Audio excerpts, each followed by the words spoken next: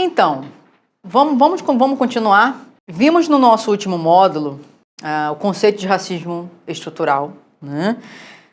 Começamos a ver esse conceito entendendo que o racismo ele é de fato uma estrutura e não um evento, e por isso a gente foi lá na história, no pós-abolição, a influência desse pós, né, nos anos seguintes, no conceito que junto ao conceito do pós-abolição, dessa não inclusão das pessoas recém-libertas, veio a tese do embranquecimento, defendida pelo governo da época.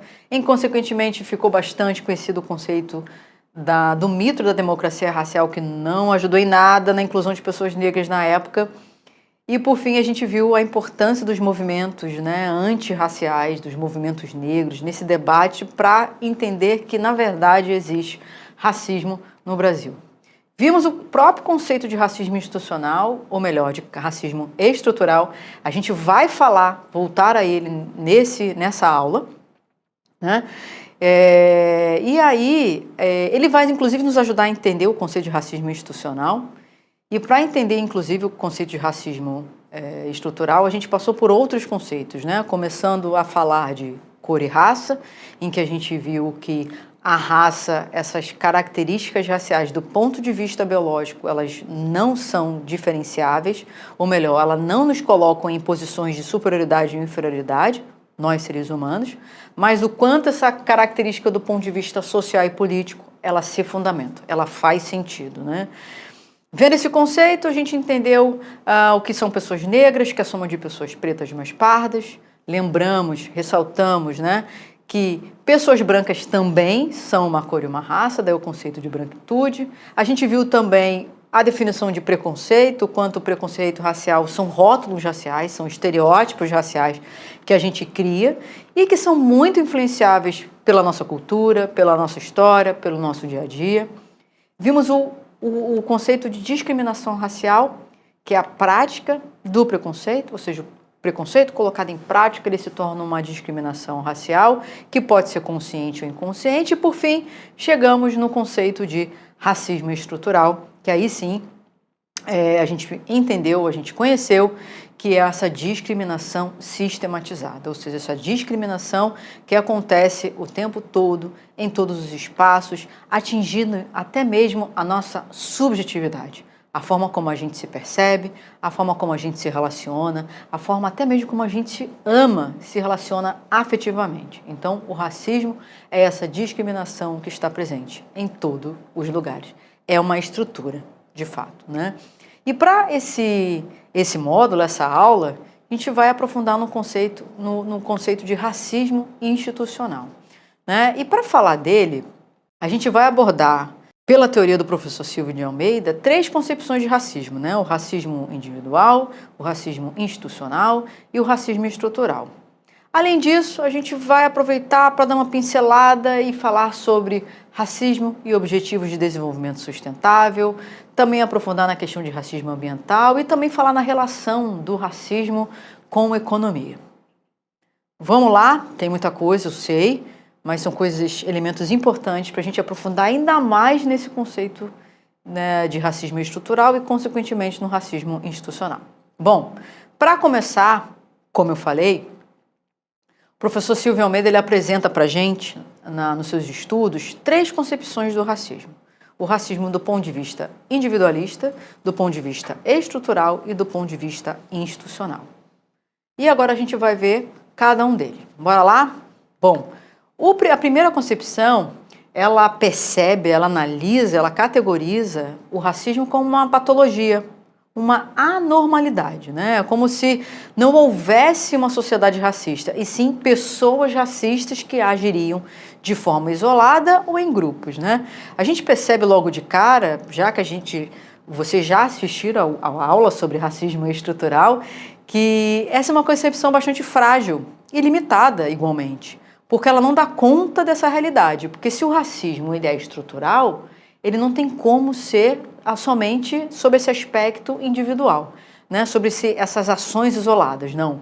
São atitudes que estruturam a sociedade e atitudes que estão presentes, como eu falei, em todos os lugares. Então, essa concepção, ela pode ser descartada, né? Ela nem se sustenta, né, na nossa realidade, no nosso dia a dia.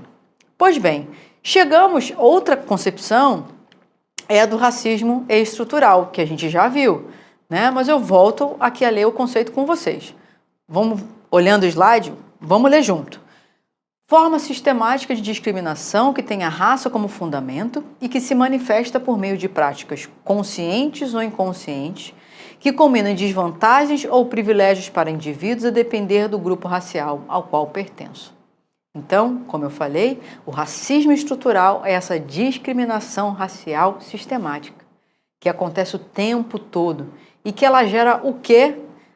É uma discriminação racial que acontece o tempo todo de forma consciente ou inconsciente, né? Lembre dessa parte, desses dois aspectos, porque a gente vai falar muito disso daqui a pouco, que combinem desvantagens ou privilégios, ou seja, a gente viu que o quanto de desvantagens essa estrutura gera para as pessoas negras e quanto de desvantagens, de privilégios essa mesma estrutura gera para as pessoas brancas, né? Desvantagens que eu vou mostrar daqui a pouco a partir dos dados, porque dado é extremamente relevante para a gente perceber essa realidade. Então, esse racismo estrutural é o racismo que está presente em todos os espaços. O Silvio Almeida, além do racismo estrutural, ele coloca o racismo institucional, né, como sendo até uma concepção à parte. Mas eu percebo, e outros autores e autoras também, como se o racismo institucional fosse uma manifestação do racismo estrutural. Ou seja, esse racismo estrutural, ele está presente em todos os lugares, atingindo todas as pessoas, sim, e ele também está presente aonde? Nas instituições, né?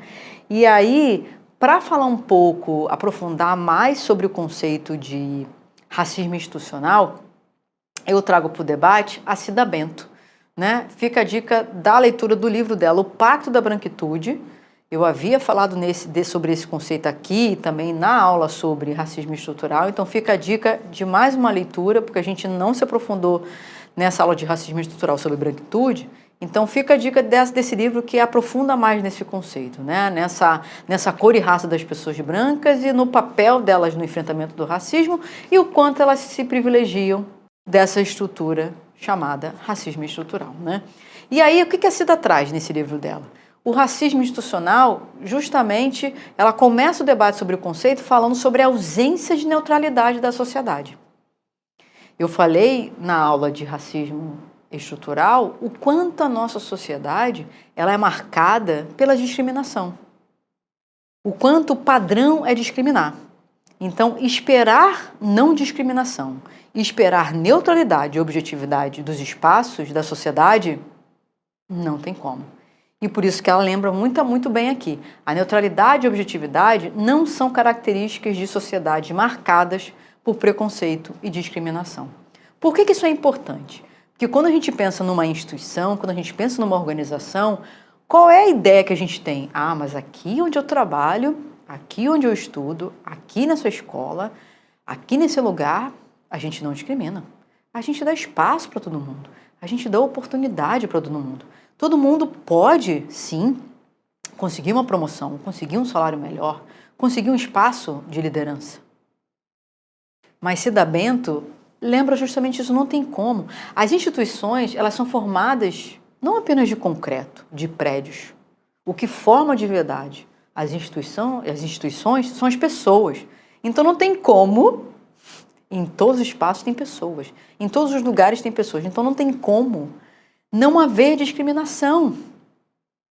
Porque as pessoas entram nesses espaços cheias de preconceito, cheias de rótulos e, consequentemente, elas discriminam. Então, a Cida Bento, ela nos lembra que... Vamos ler esse trechinho do livro dela que aparece aí na tela para vocês. Regras, processos, normas, ferramentas utilizadas no ambiente de trabalho preferem e fortalecem silenciosamente os que se consideram iguais, atuando sistematicamente na transmissão da herança secular do grupo.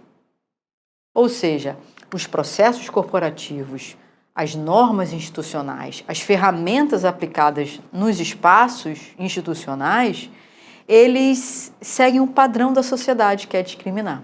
Eles favorecem determinados grupos e que a gente sabe aqui que é o grupo branco. Mas, Jana, isso não acontece na minha empresa, onde eu trabalho, onde eu estudo. Como é que você sabe? E como é que a gente sabe disso, né? A gente tem noção disso quando a gente começa a implementar dados. Eu vou falar de dados agora, daqui a pouco. Os dados são extremamente importantes, porque eles que vão dar visibilidade para esse racismo institucional. Eles vão dar visibilidade para as pessoas perceberem que sim, elas privilegiam determinados grupos de seres humanos em detrimento de outros. Então, dados e pesquisa são fundamentais para a gente perceber esse racismo estrutural que se instala dentro das empresas. Porque, pensem comigo, não, é algo que eu sempre gosto de perguntar. Você acha errado não contratar ou não promover alguém por ser uma pessoa negra? Pensa aí. Eu acredito que a sua resposta seja sim.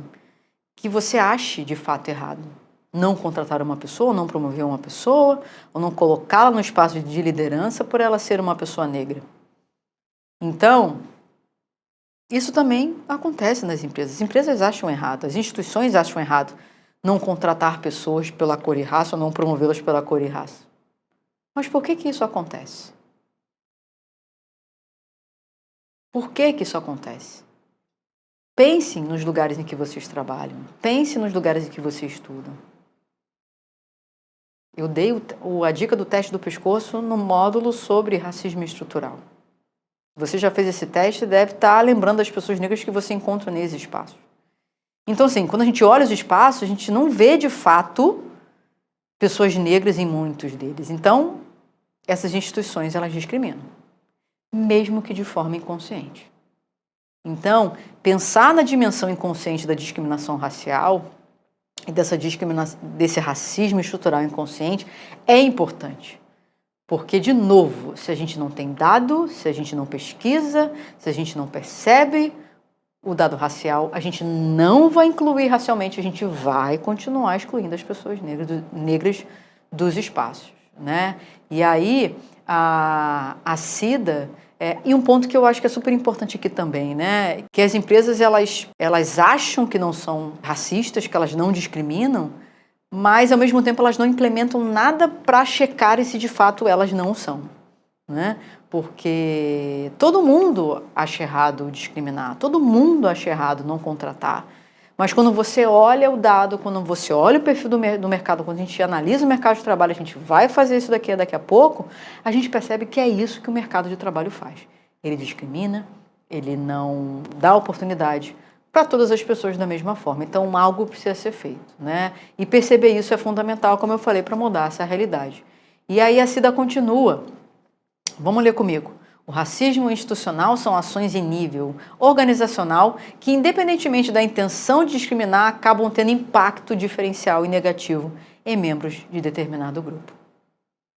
Então, a empresa ela não quer discriminar de forma racional, né, de forma consciente, mas ela acaba discriminando, porque as suas normas refletem aquilo que a sociedade é, o padrão da sociedade, que é discriminar. Então, analisar dados, como eu falei, implementar pesquisas, analisar as políticas, analisar os processos dentro dessas instituições são etapas fundamentais para se perceber essa manifestação do racismo estrutural dentro das instituições. Maravilha? Então vamos seguir. Diante desse racismo estrutural, né, diante desse racismo estrutural que se manifesta dentro das instituições, no ano agora de 2023, né, teve uma mudança importante na legislação do nosso país, porque sempre houve a diferença entre racismo, o crime de racismo e o crime de injúria, né? E aí em 2023 teve uma mudança legislativa, né? E qual era a diferença, antes de eu explicar a mudança legislativa? O crime de racismo, por ele ser essa atitude que gera uma estrutura que exclui, sempre foi muito grave. Muito grave.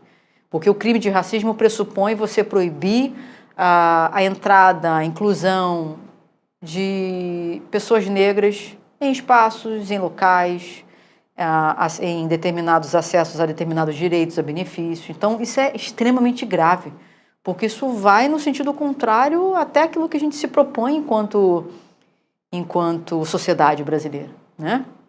Então é um crime extremamente grave e por isso a pena dele sempre foi muito dura.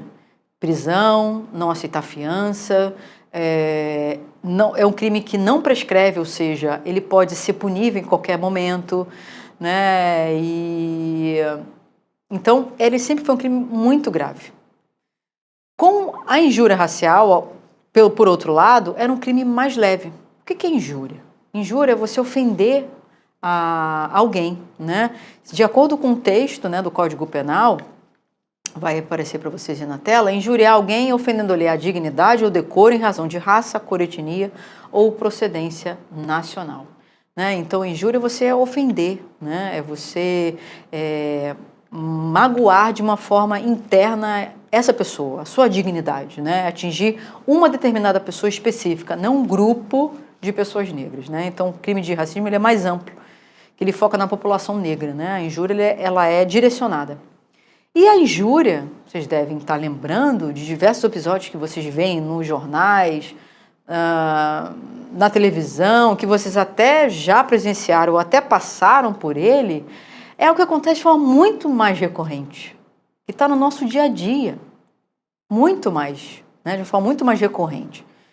Mas a injúria, antes dessa mudança, era um crime considerado de menor potencial ofensivo, ou seja, era um crime que não era punível com prisão e sim com multa, a pessoa pagava uma fiança, ela estava eximida de cumprir a pena, prescrevia, ou seja, tinha um tempo para entrar com uma ação, senão você perdia essa possibilidade. Então era um crime visto como menos danoso, vamos dizer assim, né? Menos grave do que o de racismo, né? Com essa mudança da legislação, a injúria ela se torna tão grave quanto o racismo, ou seja, ofender alguém, e aí focando nas questões, o foco aqui é racial, com cunho racial, é extremamente agressivo. Então, a partir de 2023, esse crime passa a ser mais grave, então é punível com prisão, ele é punível a qualquer tempo, né? E aí isso vai gerar uma mudança. A gente espera, inclusive, que, sendo aplicada a sua punição, que isso gere uma mudança de comportamento. Porque o objetivo da lei é educar e também mudar o comportamento das pessoas, mostrar para as pessoas, mostrar para a sociedade que é inadmissível você ofender alguém utilizando a cor e a raça. Então, fica aqui a dica para vocês se aprofundarem mais, né, nessa legislação, de conhecerem mais e ficarem mais atentos e atentas ao que vai acontecer na nossa sociedade a partir do ano de 2023, para a gente verificar e acompanhar e exigir, de fato, com que essa lei, essa mudança ela seja implementada, porque isso vai evitar uma série de situações que a gente vê de forma recorrentemente nos jornais, nas notícias, né, todos os dias, né? Pois bem, seguindo, falamos muito, né, do quanto o racismo, eu acho que já ficou muito consolidado, vocês já devem estar mais aguentando me ouvir falar de que o racismo ele é uma estrutura. Ele não é pontual, ele não acontece de vez em quando. Ele estrutura a nossa sociedade, é como se fosse diversos pilares que sustentam a nossa sociedade e que influenciam a nossa sociedade. E aí, sendo ele uma estrutura, ele está muito relacionado com o que a gente chama de sustentabilidade do planeta. Para falar de sustentabilidade do planeta, o que seria sustentabilidade do planeta? Né? O que é sustentabilidade? Né? Se entende sustentabilidade do planeta como a gente cuidar desse planeta atualmente, dos seus recursos, né? Para que os seres humanos que estão presentes agora e os seres humanos que vierem a surgir das futuras gerações, que eles encontrem esse planeta sadio, que eles encontrem esses recursos sadios disponíveis para que os seres humanos tenham uma vida digna, uma vida em paz, uma vida segura, uma vida sem pobreza, né? Uma vida com acesso à educação, à empregabilidade, né? E à alimentação também. Ou seja, que tem uma vida digna de um ser humano, né? Então, o mundo todo, né, junto com, muito encabeçado, né, pela ONU, se criou, né, foram criados 17 ODS. O que são ODS? São Objetivos de Desenvolvimento Sustentável, né? E esses 17 Objetivos de Desenvolvimento Sustentável, eles foram criados junto com 169 metas para serem cumpridas até 2030. São metas que envolvem governos, ONGs, indivíduos, né? Ou seja, todos os atores que fazem parte da sociedade estão envolvidos nessas metas. Por quê? Porque se entende que o mundo precisa se mexer e precisa se coçar para se tornar um mundo mais inclusivo. E o mundo que continue existindo saudável, com recursos naturais, para que as pessoas agora e as futuras continuem existindo de uma forma digna. Porque chegou-se no momento de aceleração do processo de indústria, de uso de energias não renováveis, poluições que a gente percebe que ainda hoje existem e que estão destruindo o nosso planeta. Então, vocês estão vendo aí na tela um desenho desses 17 Objetivos de Desenvolvimento Sustentável, né? Vocês podem ver aí que dentro, como eu expliquei, dentro desses 17 objetivos tem 169 metas para serem cumpridas até 2030.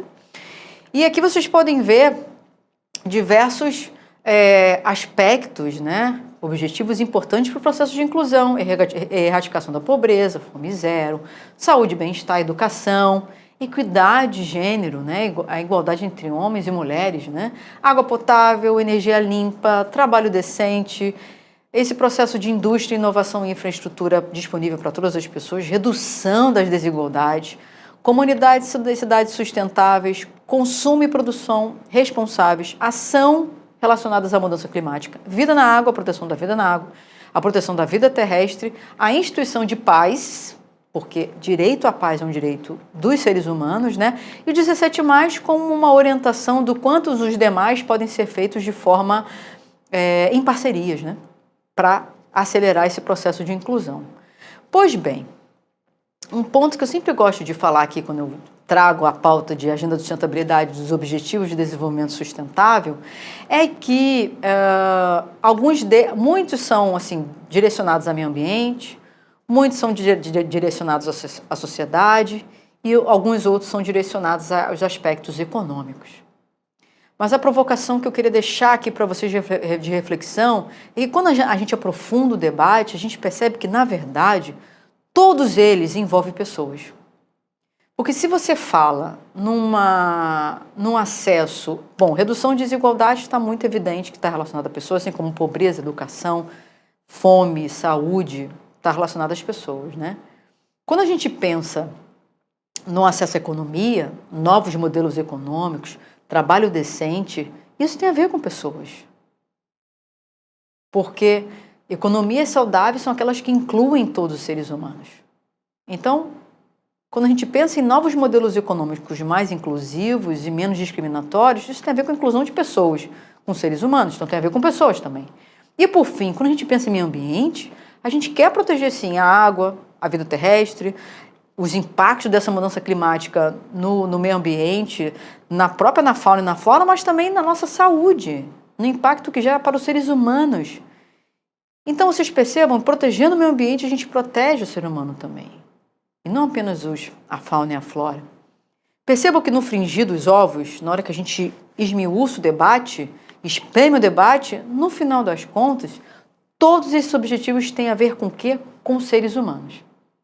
E se seres humanos são diversos, como a gente viu na aula sobre racismo estrutural, então, quando a gente fala de objetivos de desenvolvimento sustentável, a gente está falando sobre inclusão de seres humanos e, consequentemente, inclusão da diversidade humana.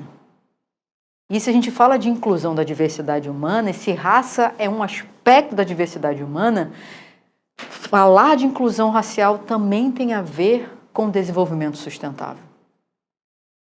E isso é importante porque eu trouxe aqui, eu não vou, por conta do tempo, queria muito que a gente continuasse se aprofundasse cada vez mais nesse debate, mas por conta do tempo, eu trouxe um aspecto aqui para a gente aprofundar, né? Quando a gente pensa nessa questão de raça, né?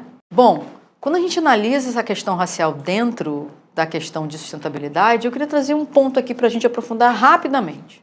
Essa relação entre racismo e meio ambiente, né? De novo, a gente fala do impacto do meio ambiente. Quando a gente pensa em impactos negativos no meio ambiente, isso não vai afetar, esses impactos não vão afetar apenas os animais, as flores, as plantas, vão afetar os seres humanos, né?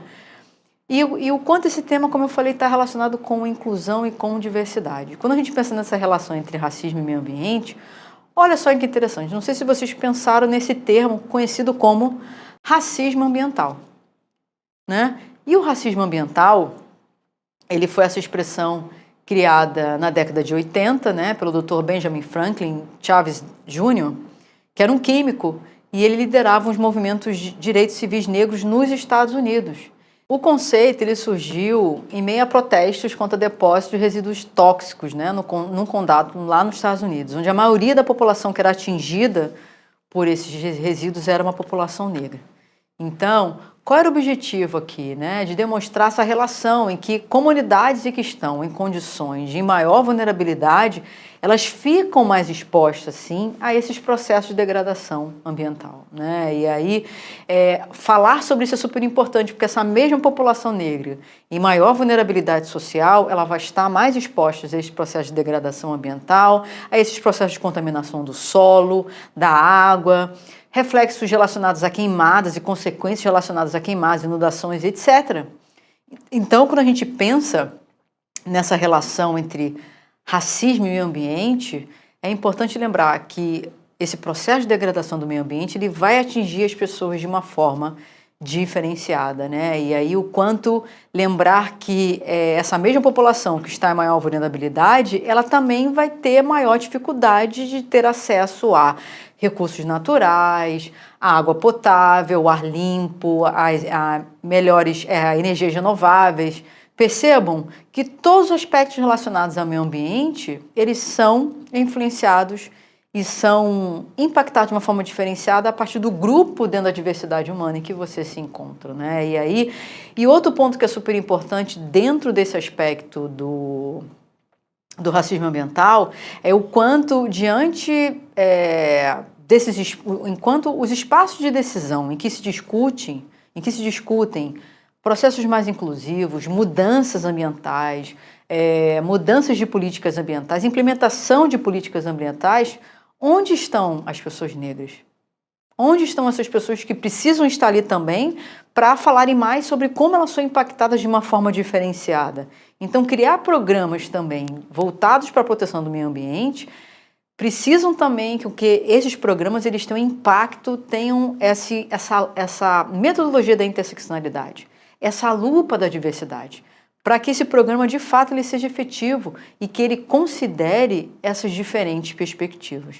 O quanto pessoas são atingidas de uma forma diferenciada a partir do grupo de vulnerabilidade em que elas estejam, né? E principalmente o foco aqui sendo o racismo ambiental, as pessoas negras.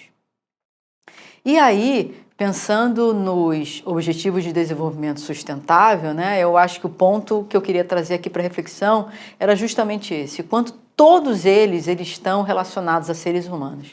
E principalmente porque, eu não sei se vocês lembram ou se vocês sabem, aí é a curiosidade, que o principal lema dessa agenda de sustentabilidade foi não deixar ninguém para trás. Ou seja, esses 17 Objetivos de Desenvolvimento Sustentável, com suas 169 metas, foram criados para não deixar ninguém para trás.